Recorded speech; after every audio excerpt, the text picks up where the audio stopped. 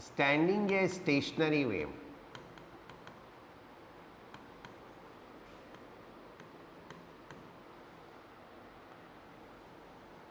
Right. इनको हम standing या स्टेशनरी वेव क्यों बोलते हैं? Because they do not transfer energy.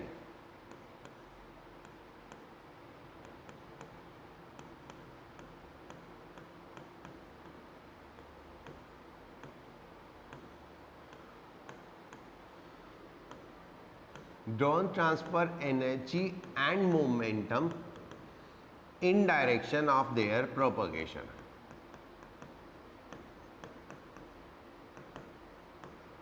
यानी जितनी भी वेव्स होती हैं जो प्रोग्रेसिव वेव होती है वो जिस डायरेक्शन में चलती है उस डायरेक्शन में एनर्जी या मोमेंटम ट्रांसफर होता है, लेकिन ये क्योंकि मूव नहीं करती तो एनर्जी और मोमेंटम ट्रांसफर नहीं होता। ठीक है, जितने भी म्यूजिकल इंस्ट्रूमेंट हैं वो सारे के सारे स्टैंडिंग वेव प्रोड्यूस करते हैं। जितने भी म्यूजिकल इंस्ट्रूमेंट हैं A to Z वो स्टैंडिंग वेव प्रोड्यूस करते हैं। Standing wave in physical terms क्या होती है? अगर मैं एक स्ट्रिंग लूं, एक स्ट्रिंग को दोनों साइड से फिक्स किया और इसको ऐसे प्लग करें, इसको ऐसे प्लग करें तो ये इस तरह से वाइब्रेट करेगी, and this is called standing wave. इसको हम स्टैंडिंग वेव बोलते हैं। ठीक है, सारे म्यूजिकल इंस्ट्रूमेंट ये स्टैंडिंग वेव प्रोड्यूस करते हैं। तो जब ये एनर्जी और मोमेंटम ट्रांसफर नहीं करती तो हमें कैसे सुनाई देता है? तो देखो, हमने एक स्ट्रिंग वाइब्रेट कराई तो स्ट्रिंग ऐसे ऐसे वाइब्रेट कर रही है।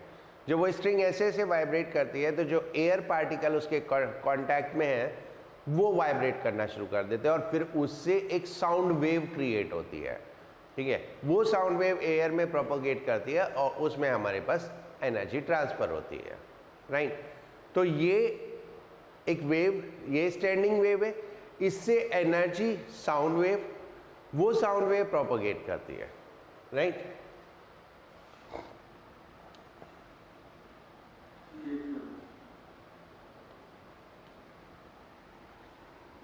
कब प्रोड्यूस होती है? Right, if two waves of same frequency,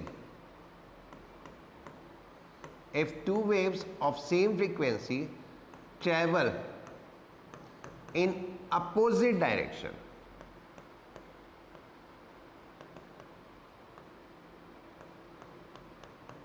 then their superposition यानी उनकी mixing, then their superposition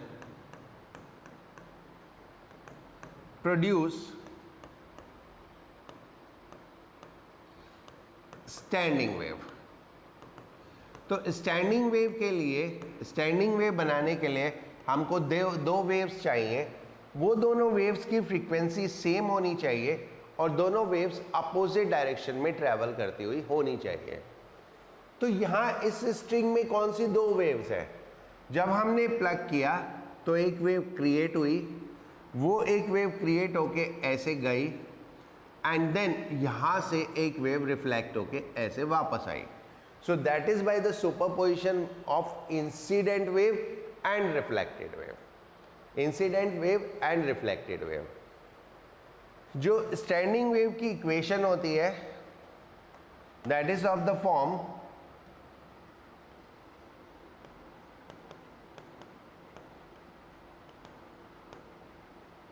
y is equal to as amplitude of standing wave, sin या cos kx, sin या cos ओमेगा t।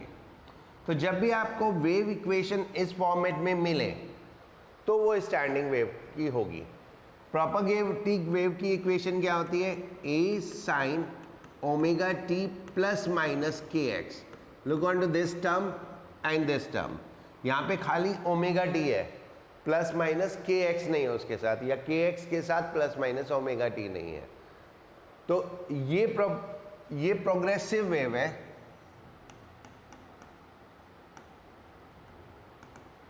और ये stationary wave है। right? So that is how you can identify by the equation if the wave is stationary or the progressive wave. Clear? जब हम एक string को vibrate कराते हैं और वो मल्टीपल लूप्स में वाइब्रेट करती है,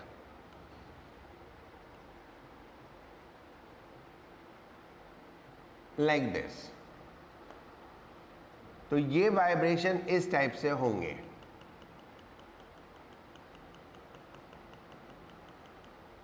इसमें कुछ पॉइंट्स बिल्कुल भी मूव नहीं करते अगर दोनों की इंटेंसिटी सेम होती है, और लीस्ट मूव करते हैं अगर दोनों की इंटेंसिटी सेम नहीं होती. जो पॉइंट्स बिल्कुल भी मूव नहीं करते, जैसे कि ये हो गया, ये हो गया, ये हो गया, इनको हम बोलते हैं nodes. These are called nodes.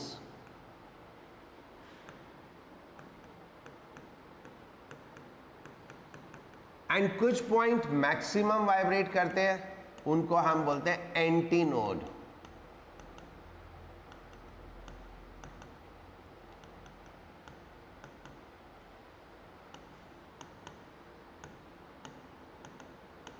सो जैसे सुपरपोजिशन में होता है maximum amplitude and minimum amplitude. So nodes are the point where amplitude is minimum and antinodes are the point where amplitude is maximum, right? तो जैसे ही स्टेशनरी वेव क्रिएट होती है, medium में different particles के amplitude different हो जाते हैं. जिन particles के एम्पलीट्यूड कम होते हैं, मिनिमम होते हैं, उनको नोड्स बोलते हैं, और जिनके मैक्सिमम होते हैं उनको एंटी नोड्स होते हैं. और बाकी सारे पार्टिकल के एम्पलीट्यूड नोड और एंटी नोड के बीच में होते हैं. किसी दो नोड के बीच में हम देखें तो it appear like a loop, तो इसको हम लूप या सेगमेंट बोलते हैं. लूप या सेगमेंट, ठीक है. दो नोड्स के बीच का portion that is called loop और सेगमेंट, क्योंकि on the diagram it appear like a loop, right? And segment wise इधर से इधर तक एनर्जी ट्रांसफर होता है, क्योंकि नोड के बाद एनर्जी ट्रांसफर नहीं होगा. इसको आप ऐसे सोचो, एक लाइन में बहुत सारे लोग खड़े हैं, आप पीछे वाले को धक्का दो तो आगे तक एनर्जी ट्रांसफर हो जाएगी. लेकिन अगर बीच में कोई पहलवान टाइप आदमी खड़ा हो जिसको पीछे वाले धक्कों का कोई असर नहीं पड़ता हो, तो वेव वहां जाके रुक जाएगी. तो these nodes are the points जो वाइब्रेशन को आगे ट्रांसफर नहीं करते. तो वाइब्रेशंस इनकी वजह से आगे ट्रांसफर नहीं होती और इस वजह से वेव मूव नहीं कर पाती, राइट? इसमें अगर हम कुछ पॉइंट्स नोट करें, first, distance between consecutive node,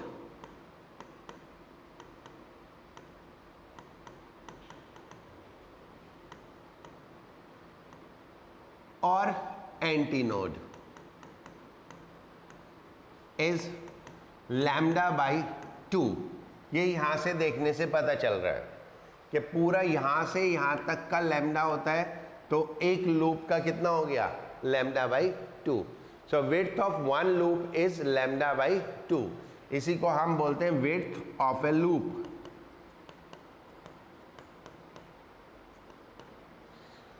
right? Second, distance between consecutive node and antinode is lambda by 4. एक नोड और एक एंटी नोड के बीच में डिस्टेंस कितना होता है, लैम्डा बाई 4. दो नोड्स के बीच में एक एंटी नोड, दो एंटी नोड्स के बीच में एक node, right?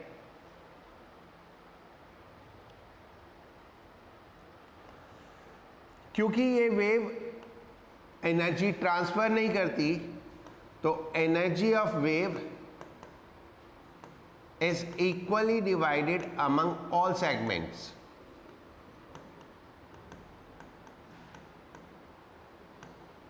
Among all segments, जितने भी सेगमेंट्स हैं उसमें एनर्जी इक्वली डिवाइड हो जाती है,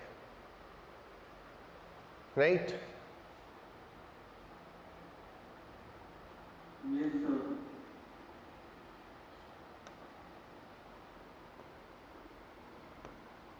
All particles of a segment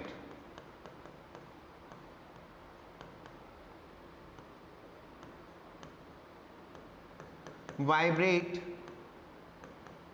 in same phase. एक सेगमेंट के जितने भी पार्टिकल हैं वो सब सेम फेज में वाइब्रेट करते हैं and particles of consecutive segment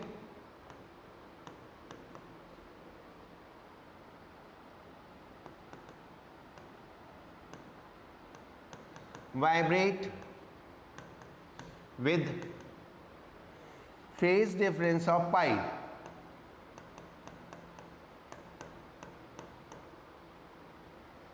जो कंसिक्यूटिव सेगमेंट के पार्टिकल्स हैं वो पाई फेज डिफरेंस से वाइब्रेट करते हैं. कैसे होता है ये? लुक, ये सारे पार्टिकल एक साथ ऊपर जाएंगे तो सब पार्टिकल का मैक्सिमम एक साथ आता है, सब पार्टिकल का मिनिमम एक साथ आता है. ये सारे पार्टिकल्स सेम टाइम पे एक साथ नीचे जाएंगे तो मीन पोजीशन पे ये पार्टिकल ऊपर जा रहे हैं, ये पार्टिकल नीचे जा रहे हैं. तो इन पार्टिकल्स और इन पार्टिकल्स के बीच का फेज डिफरेंस पाई हो गया, जबकि ये सारे पार्टिकल का फेज सेम है, ये सारे पार्टिकल्स का फेज सेम है. Right?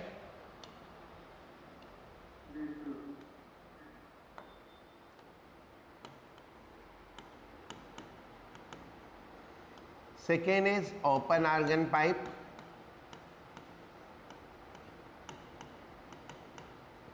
Third is closed argon pipe. String, जितने भी स्ट्रिंग बेस्ड म्यूजिकल इंस्ट्रूमेंट होते हैं लाइक गिटार, सितार, वीणा, ये सब स्ट्रिंग बेस्ड म्यूजिकल इंस्ट्रूमेंट है. किसी भी कोई भी स्ट्रिंग दोनों साइड से फिक्स होती है तो ये दोनों पॉइंट हमेशा नोड होंगे, ये दोनों पॉइंट हमेशा नोड ही होंगे. Open organ pipe like the flute, इसमें ये दोनों पोजीशंस हमेशा एंटी नोड होंगे. ये दोनों एंड्स हमेशा नोड, ये दोनों एंड्स हमेशा anti node. Closed organ pipe एक एंड से क्लोज होता है तो जिस एंड से ओपन है वो एंटी नोड बनेगा और जिस एंड से क्लोज्ड है वो हमेशा नोड बनेगा. राइट? इसमें modes of vibration, modes of vibration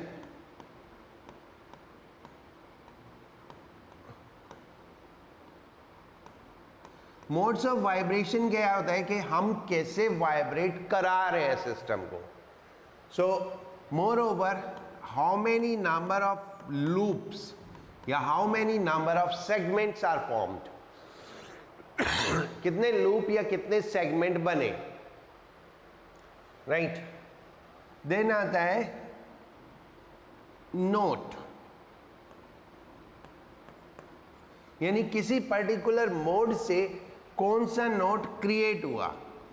इसमें दो टाइप के नोट्स होते हैं. वन इज फंडामेंटल नोट, जो सबसे कम होता है वो फंडामेंटल होता है और उसके बाद जितने होते हैं उनको हम ओवरटोन बोलते हैं.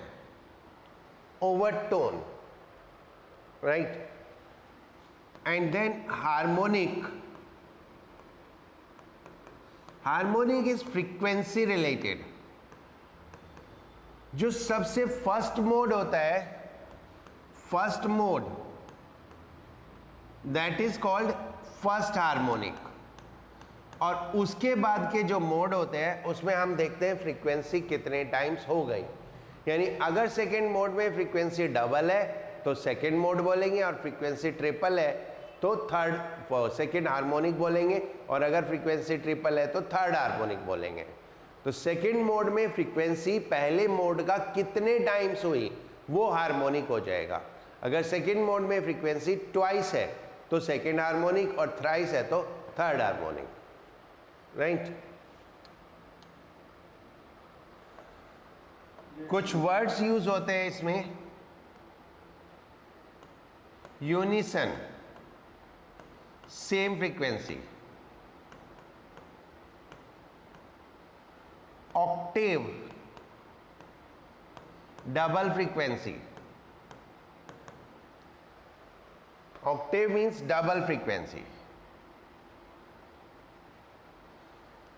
अगर मैं एक ट्यूनिंग फोक लूं और इसकी प्रोंग के साथ कुछ भी हेरा फेरी करूं, जैसे कि मास रिड्यूस करूं या मास बढ़ा दूं, तो then frequency increases when mass decreases and frequency decreases when mass increases. Mass increase होता है तो फ्रीक्वेंसी डिक्रीज होती है, मास डिक्रीज होता है तो फ्रीक्वेंसी इंक्रीज होती है। That is when you do any alteration in the prong of the tuning fork, right? Now we will study the different mode of vibration of all the three instruments, right?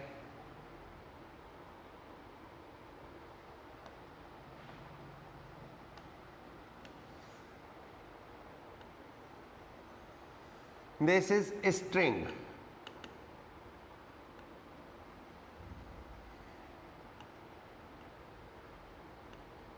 अगर ये ऐसे vibrate करती है, so this is called first mode of vibration. इसको हम बोलते हैं first mode of vibration, right? Now ये स्ट्रिंग की लेंथ है, so this says lambda by 2 is equal to L. So lambda 1 is equal to 2L. Then we have V is equal to F lambda. Speed of wave is equal to frequency into wavelength. So the frequency become V by lambda. And this we say F is equal to what?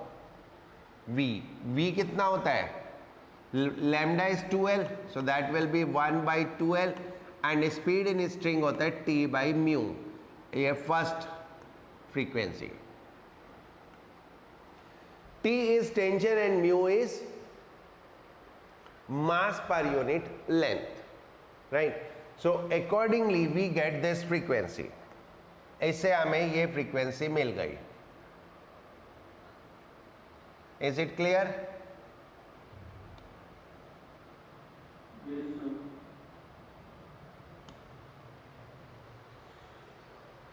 Now, second mode means 2 loops. Second mode मतलब 2 loops.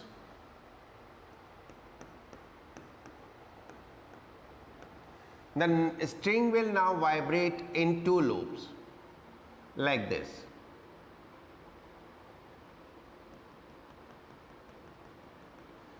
One loop length is lambda by 2.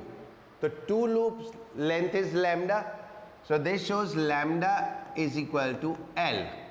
ये बाकी सारी calculation करेंगे तो F2 will come as 1 by L root T by mu. Now, first mode will always be called as fundamental note. This is always called as fundamental note.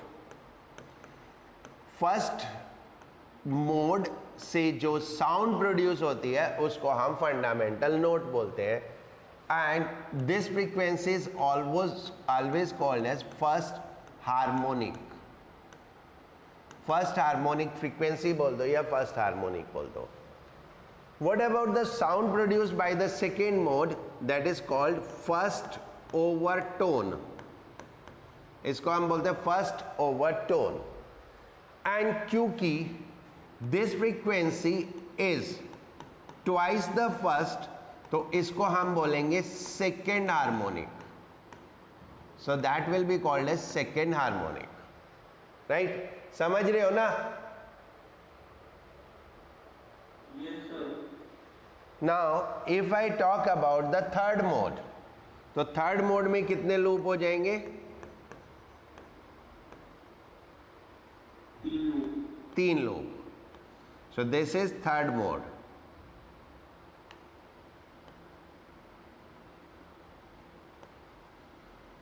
और तीन loop पे length कितनी हो जाएगी? 3 lambda by 2, right? So 3 lambda 3 by 2 is equal to L. तो इससे जो frequency आएगी that is 3 by 2 L root T by mu, right? तो नाम वाइज हम इनको क्या नाम देंगे? This will be called as second overtone and this will be called as third harmonic, क्योंकि फ्रीक्वेंसी 3 टाइम्स है, राइट? समझ गए कैसे कैसे करना होता है? राइट. सो अगर हम इसका nth मोड देखें, अगर nth मोड देखें तो कितने लूप होंगे? nth मोड तो n लूप्स, n लूप्स, तो ये फ्रीक्वेंसी कितना आ जाएगी? n by 2L root T by mu. And this become our formula to calculate the frequency of a string. And this will be called as which overtone and which harmonic? N minus 1th overtone, and this will be called as nth harmonic. Nth harmonics, right?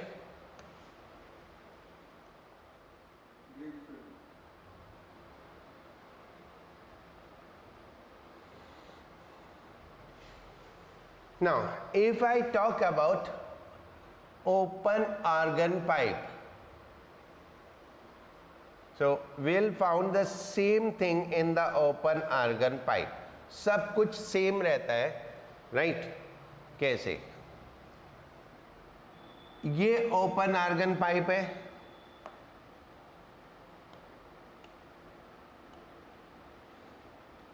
First mode of vibration, इसके दोनों ends anti node होने हैं, तो ये इस तरह से vibrate करेगा.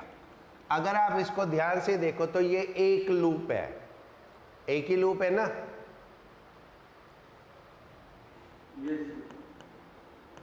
तो स्ट्रिंग में भी एक ही लूप था, तो सब कुछ सेम रहेगा, सिर्फ यहाँ पे क्या होगा, ये स्पीड अलग हो जाती है. एंड स्पीड इन साउंड होता है 332 मीटर पर second.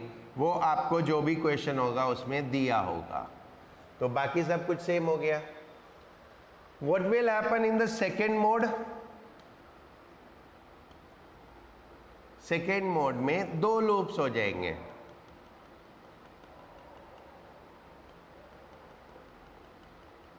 And then again everything will be same. What will be there? Only this speed will change and this will become what? V by L. Then third mode. Third mode में 3 loop हो जाएंगे. It is like this.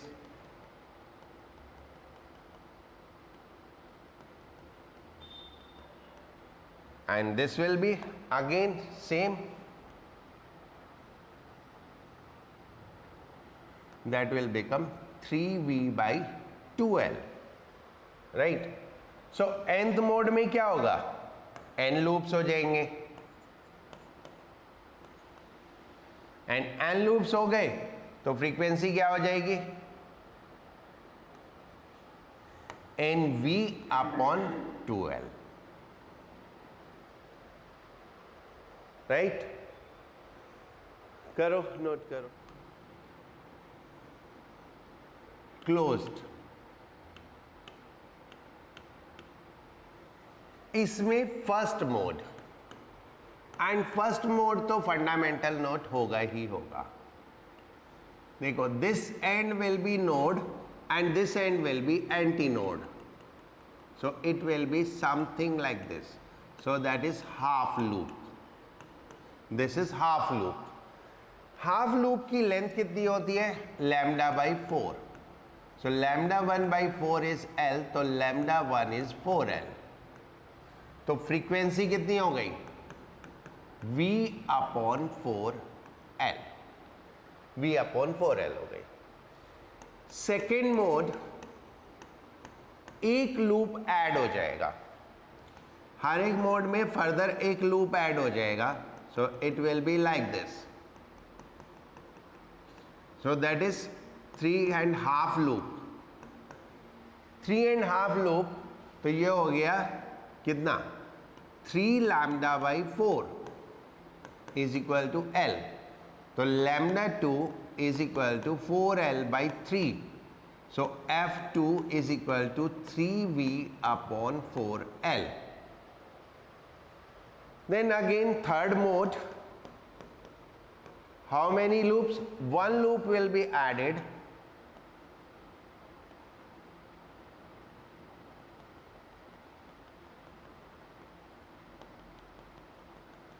So there will be 5.5 loop. And if 5.5 loop, तो कितना हो गया?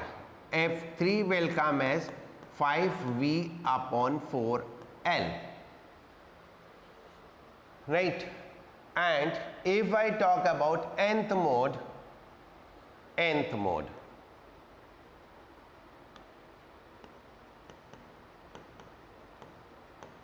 so देखो, third mode में 5/2, second mode में 3/2, फर्स्ट मोड में 1/2. So that will be 2n, ऐसे लिखो,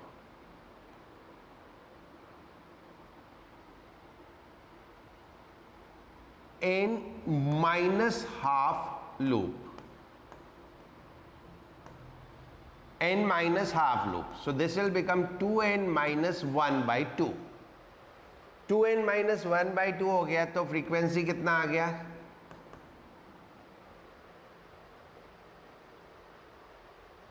to n minus 1 V by 4L. So that is the frequency. अब इनका हम नाम दें, तो नाम में this will be called as fundamental note.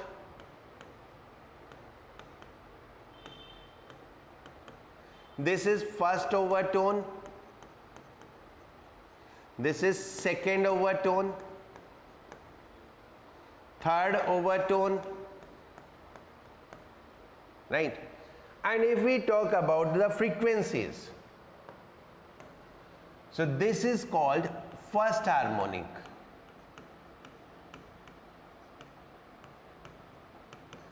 And because it is 3 times of F1, so this is called third harmonic. This is called fifth harmonic.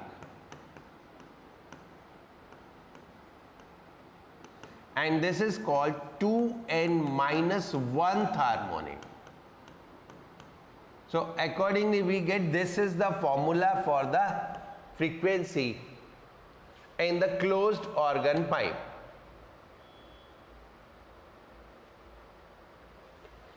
ठीक है, समझ में आ गया ना? Yes, sir. Right. Anything to ask? No, sir. चलो फिर note करो quickly इसको. कर दिया, sir.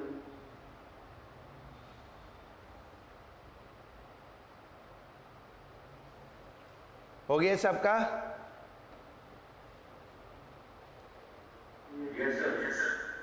Right. Now, some parameters associated with wave. First is intensity of wave.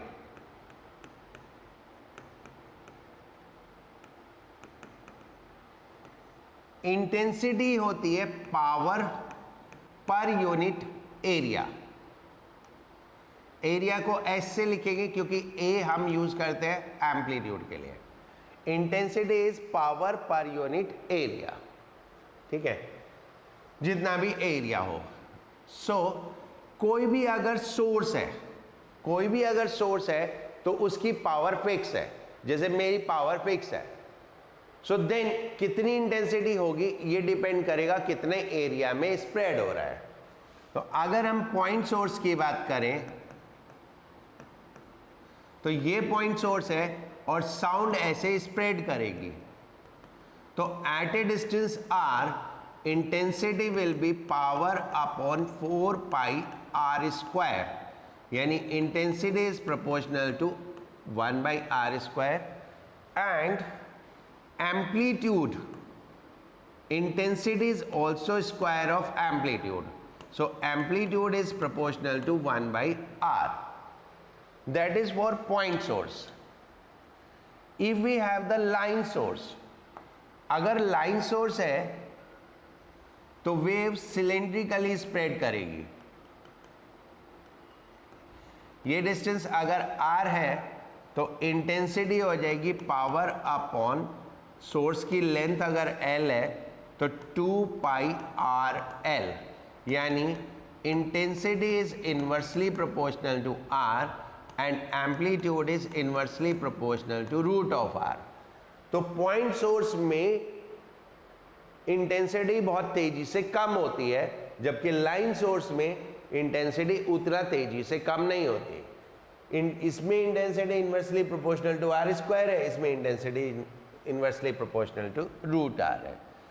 Intensity in terms of sound parameters, intensity in terms of sound parameter is given as half rho v omega square a square.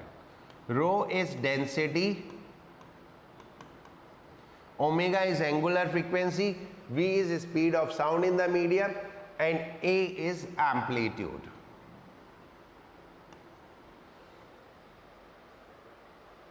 ठीक है बच्चों?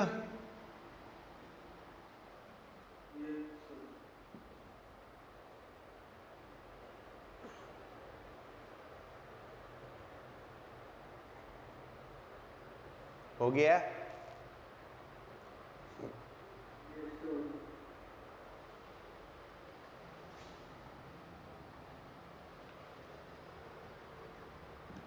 For the sound level and intensity both are similar parameter. जितना intensity ज़्यादा होगी उतना amplitude ज़्यादा होगा, उतनी साउंड ज़्यादा सुनाई देगी।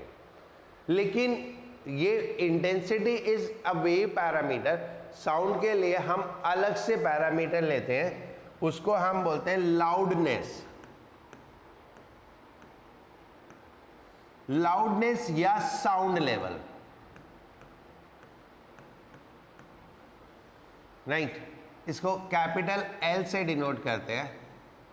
For human 0 to 120 dB, 0 to 120 dB, right.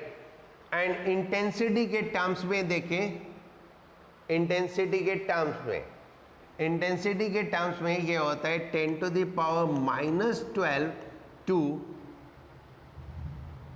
1 watt per meter square, 10 to the power -12 to 1 watt per meter square। इसको बोलते हैं थ्रेशोल्ड ऑफ हियरिंग,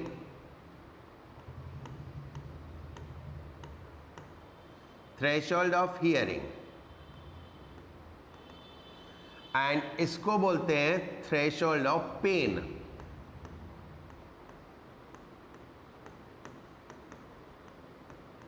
यानी इससे ज्यादा होगा तो वी विल हैव डिस्कम्फर्ट और इससे कम होगा तो हमें सुनाई नहीं देगा। तो इसलिए इसको हम 0 dB लेवल मार्क करते हैं, क्योंकि इससे कम होगा तो सुनाई नहीं देगा। So that is given equivalent to 0 dB, right. And the formula we use for the loudness is L is equal to 10 log 10 base I upon I naught, right? This is L corresponding to I, यानी I intensity के corresponding length हो गई. And I naught is threshold of hearing, that is 10 to the power -12 watt per meter square. So this way you can convert the intensity into loudness or sound level. That is one parameter associated with sound. Second parameter is pitch. Pitch is related to frequency. High frequency means high pitch. High frequency तो high pitch, low frequency तो low pitch. Pitch and sound level are the two different things. Like अगर मैं बात करूं comparison की, so if I talk about a mosquito, इसकी sound की बात करें तो low intensity, high pitch. And अगर मैं एक लाइन के बारे में बात करूं तो that is high intensity, low pitch. वैसे म्यूजिकल टर्म्स में हम जनरली पिच को साउंड लेवल से भी बोल देते हैं, बट एक्चुअली वेव कैरेक्टरिस्टिक्स में pitch is related to frequency. Females की पिच हाई होती है, मेल्स की पिच लो होती है. दैट्स व्हाई टेलीफोन पे आप बिना देखे हुए आइडेंटिफाई कर लेते हो कि ये मेल है या फीमेल है, by the pitch of their voice. By the pitch of their voice we come to know if it is male और a female. And the third parameter associated with wave is quality. Quality और timbre. It is superposition of different harmonic. एक sound wave से बहुत सारे harmonic produce होते हैं. We have seen in the different modes of vibration will produce different harmonic. वो बहुत सारे हार्मोनिक्स मिक्स होके साउंड वेव क्रिएट होती है. तो उस साउंड वेव में किस हार्मोनिक की कितनी इंटेंसिटी है, उसके हिसाब से एक वेव फॉर्म बनती है, right. And that is what infinite qualities are possible. That is why every person has a different quality of wave. Like हर दूसरे आदमी की आवाज अलग होती है, तो वो अलग क्या चीज है, that is quality. So quality of sound of every person is different. जितना वेव साइन वेव के क्लोजर होगी उतना क्वालिटी बेटर होगी. जितना वेव डिस्टॉर्टेड होती जाएगी उतनी क्वालिटी खराब होती जाएगी. That is why some of the people are not properly audible while some are very clearly audible. So it is just their waveform. And ये waveform हमारा जो म्यूजिकल इंस्ट्रूमेंट है, दैट इज जो भी पूरा म्यूजिकल सिस्टम है हमारे thought में, उसके ऊपर डिपेंड करता है, right. Hereditally sometimes mother and father, father and son, daughter and mother, इनकी वॉइस सेम हो जाती है. So that is hereditally they produce the same harmonic with the same intensity, right. Obviously this all depend on musical construction, right. Yes, sir.